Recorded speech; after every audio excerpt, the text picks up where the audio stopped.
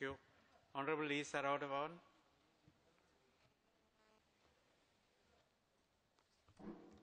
Presiding member, this budget on the whole, it is meant for development other than northern part of this country. In Mahinda Chintanaya, I want a clear picture whether Mahinda Chintana is meant, the wonder of Asia, going to be without the north or with the north. Why the entire budget, the draft submitted to us, it reveals certain points which I can indicate here. Now, last year, the budget allocation for the provincial councils were 132 billion. The same thing is done this time, but from that, one could note the capital expenditure is, last year it was 31 billion, this year it is only 14 billion. Now everyone is aware without the capital expenditure you cannot make revenues. Now, more concentration given towards certain other items than creating revenue. Now, why I said that north part of Sri Lanka is completely ignored is, they have a special allocation, $60 billion given to other district, but nothing to the north, nothing to the north. Now, in fact, the whole world is aware the northern part of Sri Lanka is a war-torn area and it needs special attention by the government to bring all the sectors equal to, that is education, health, etc., etc. But instead, the defense budget is very high. Very high means you can't compare it with the other allocations. Even I could see the Economic Development Ministry has not got even 1/3 of it. The defense is 289 billion. Last year it was 230 billion. Prior to that, every year it is increasing. Which is needed today? I don't understand the logic behind how we are going to be in 6 years' time, wonder of Asia. It is something not possible I could see. Other than that, the only allocation from submitted, I could see 5,000 million rupees allocated for the universities, 3 universities, one is Jaffna University. I should say at this point, especially in the case of Jaffna University, today the people have lost faith with the Vice Chancellor, Ms. Vasanthi Arasaratnam. So these allocations, the lost means a highly intellectual personality is depending on the Honorable Minister, Douglas Devananda, and all the advices are sought from him. In fact, the deans or the entire Senate is against her. Not only that, she is making visits to the minister's office and he calls them there. A top educational institution. I want the Honorable Minister for Higher Studies to make note of it. They were summoned there. In one incident, all the deans were summoned. All the deans were summoned and they were questioned. It's a very ugly scene. The entire council is politicized. And the decisions are taken according to the minister's wish.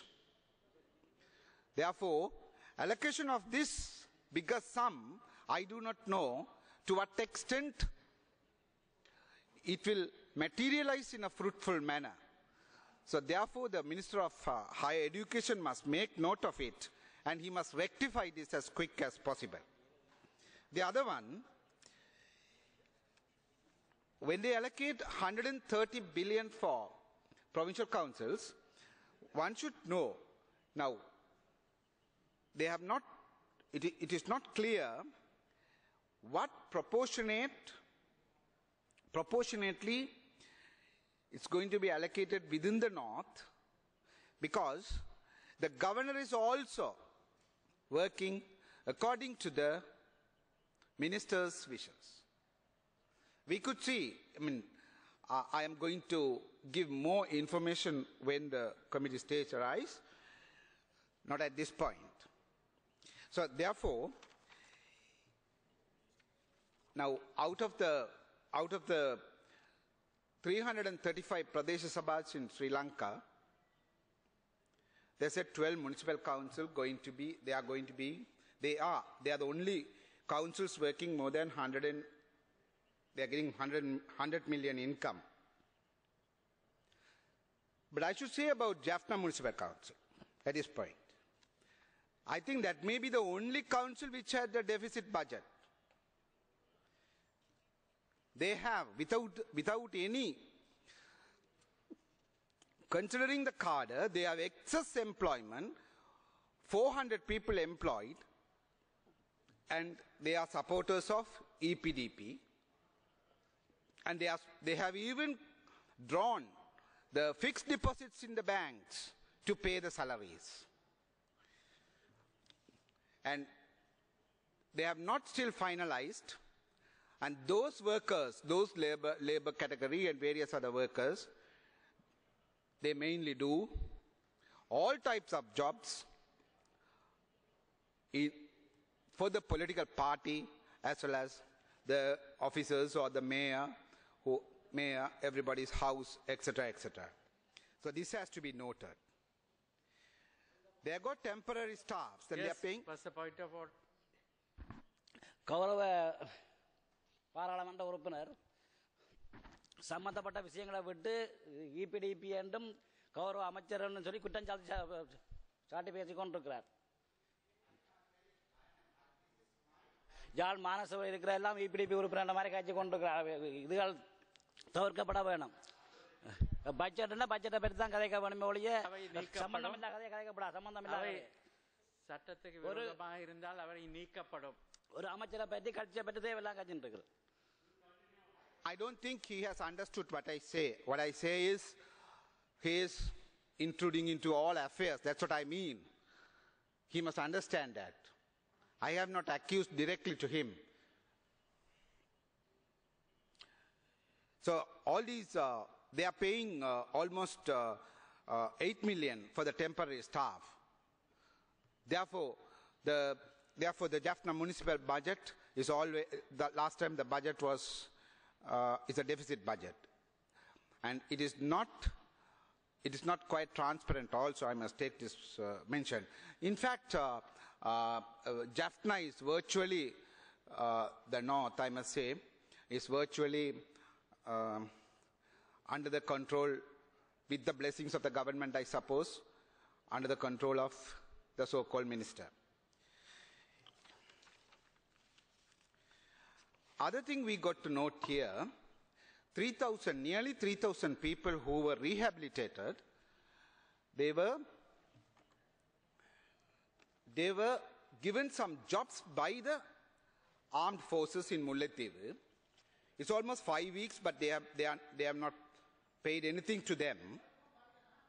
And also, why the civil forces should work under an army? That question arises. Why the civil forces should work under an army? It's all 3,000 people. So the question arises whether all the rehabilitated people are going to be in this position.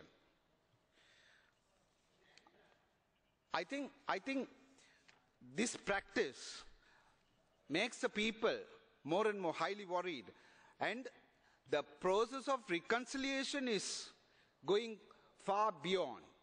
I don't think you can develop any better approaches to have close reconciliation, to have the reconciliation which is expected by LLRC.